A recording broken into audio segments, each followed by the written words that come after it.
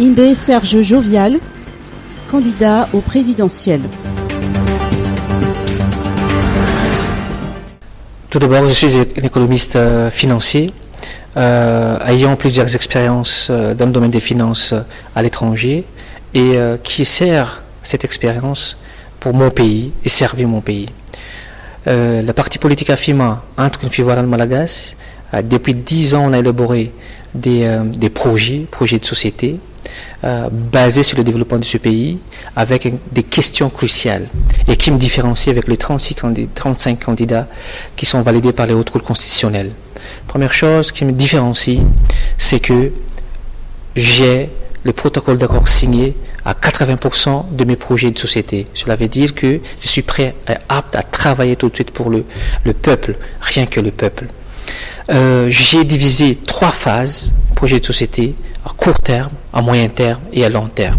On a besoin, en ce moment, on a besoin que le peuple puisse manger tous les jours avant qu'on puisse vraiment accéder à le développement de ce pays.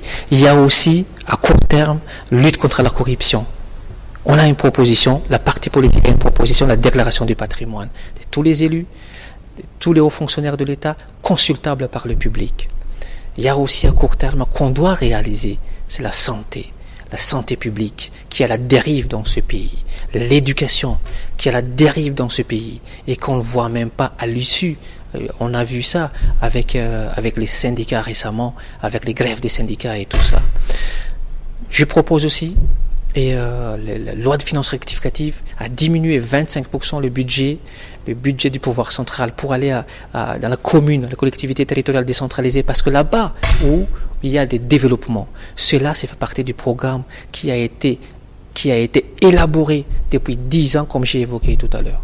À moyen terme, on commence à penser à mettre en place le socle de développement économique pour ce pays. L'infrastructure, l'énergie et aussi la création de ce qu'on appelle le fonds de relance économique pour les jeunesses et pour le PME et PMI. Parce que le secteur primaire et le secteur secondaire est la dérive dans ce pays. On a pensé à tout cela. Et à long terme, c'est le socle pour bâtir ce pays. C'est l'infrastructure lourde pour les générations futures.